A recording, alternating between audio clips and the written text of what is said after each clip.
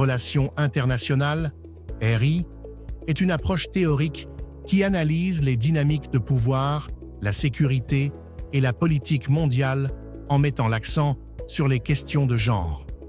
Cette perspective remet en question les paradigmes traditionnels des RI, souvent dominés par les approches réalistes et libérales, qui ont tendance à considérer les États comme des acteurs homogènes et les conflits comme des phénomènes neutres par rapport au genre.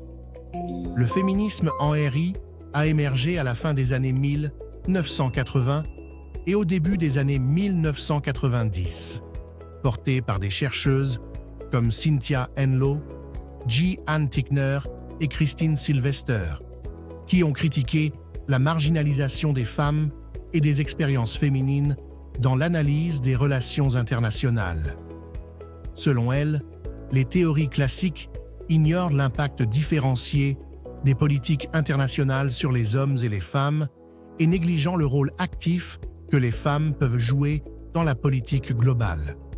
Un des concepts centraux du féminisme en RI est l'idée que la sécurité et le pouvoir ne peuvent être compris sans considérer les inégalités de genre.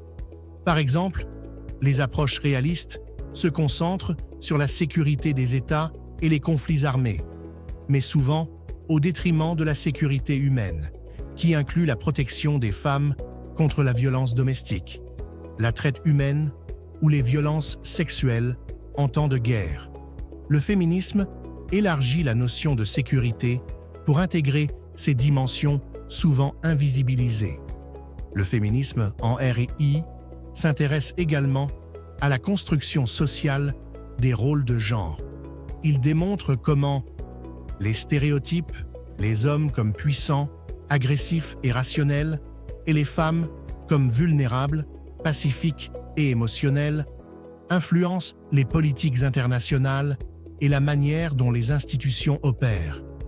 Ces constructions impactent non seulement la participation des femmes à la diplomatie ou à la politique de défense, mais également la manière dont les conflits sont analysés et résolus.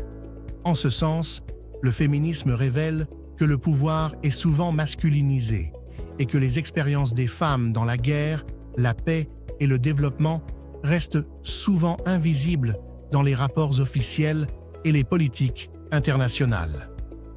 Il existe plusieurs approches au sein du féminisme en RI. Le féminisme libéral se concentre sur l'intégration des femmes dans les structures existantes du pouvoir, visant à assurer l'égalité des chances.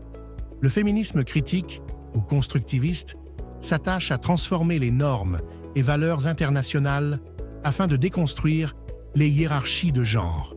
Enfin, le féminisme postcolonial met en lumière la manière dont le genre et la race s'entrelacent pour façonner l'expérience des femmes dans les contextes mondiaux, notamment dans le Sud global. Le féminisme en RI est aussi fortement lié à la notion de pouvoir non étatique, en reconnaissant le rôle des ONG, des mouvements sociaux et des organisations internationales dans la promotion des droits des femmes et l'influence sur les politiques globales. En conclusion, le féminisme en relations internationales offre un cadre analytique qui élargit la compréhension de la politique mondiale en intégrant les questions de genre. Il permet de révéler des injustices souvent invisibles, de remettre en question les concepts traditionnels de sécurité et de pouvoir, et de proposer des politiques plus inclusives et équitables. Cette perspective démontre que la politique internationale n'est jamais neutre et que la dimension de genre est essentielle pour comprendre pleinement le fonctionnement du système mondial. Vous êtes passionné par le droit, curieux des relations internationales ou avide de comprendre le monde qui vous entoure? Alors, Influence Éducation est faite pour vous.